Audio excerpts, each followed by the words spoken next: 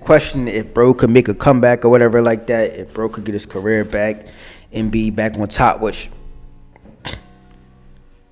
nigga was never on top. Let's be real about it. It was never that, bro. But anyway, Blaze Mute 2007 says, "Can Max B make a musical comeback? I'm a huge fan of the Wave, but the recent songs he's put out since his release have been mid to trash. Is it Prison Rush he's wearing off? First, then will it get better, or will he fall off? More inflation." I read his comment. He's pretty much saying that he thinks Max has passion and he hopes that bro could, get back popping, and he thinks that he can. Mr. Lover 85 says, "No, I think it's over. He will never have the same relevance he once had." Trick OK3274 says his sound is dated and French isn't the best rapper to compliment him with. I keep saying that bro came out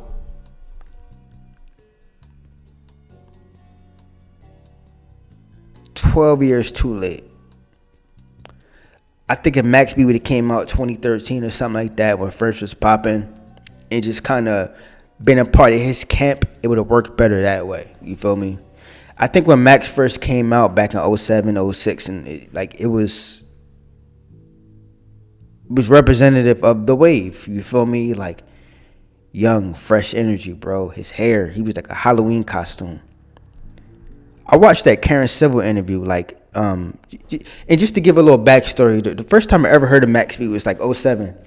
I went to go visit my cousin, Josh, in Sicklerville or whatever like that. And he was older than me. I might have been like 14. He might have been like 17. Or I might have been like 13. He was like 17. And at that age, your cousin me is 17. That nigga like a grown man to you.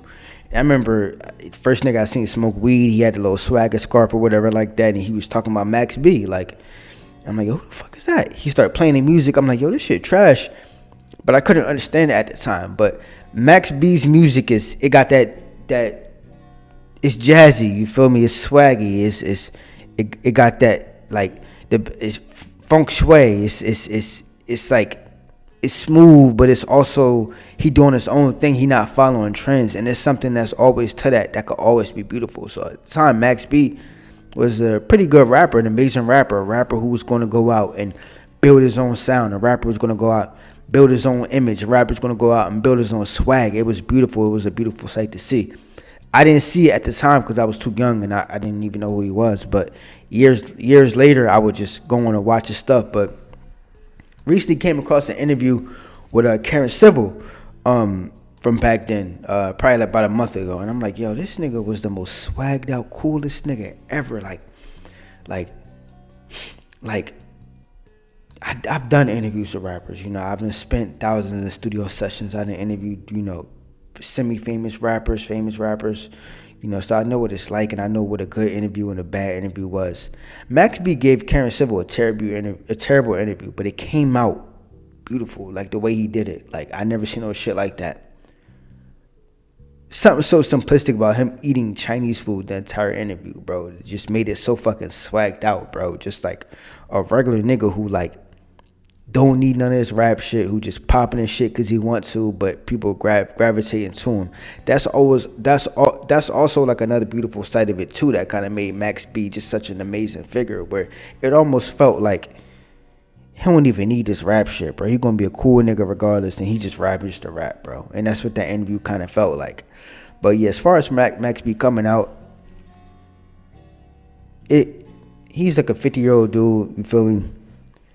He fat now, his fashion don't look, the same no more. He still got the same sound from back then, which your sound has to elevate, it has to move, you feel me? Drake dropped his first mixtape back when Max B got locked up. Drake done adopted 20 different sounds by now. It didn't moved up. So it's just not gonna work. Like he's not gonna be like an A-list rapper, but I do think that he could be like do good and make $1 million off rap and just focus on doing interviews, doing fast shit collabs, and just being a face within hip hop and don't water down your brand, bro. I think you'll be straight. But as far as him being like one of them ones, nah, bro. Nah.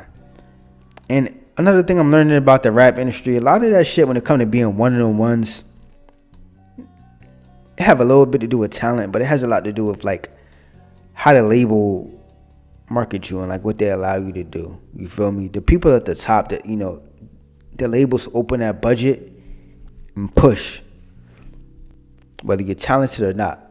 You seen it happen with Doechii. You were seeing Doechii everywhere at the top of the year. We don't really see her no more. Ice Spice, she don't got no talent, but we think she's a hot rapper. We see her everywhere. The labels are making that push. Big Mill been dropping good music all these years, but he don't got that budget that he had 10 years ago. You feel me?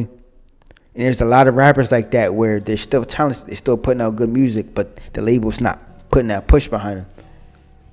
But Digital thugs them out, like, comments.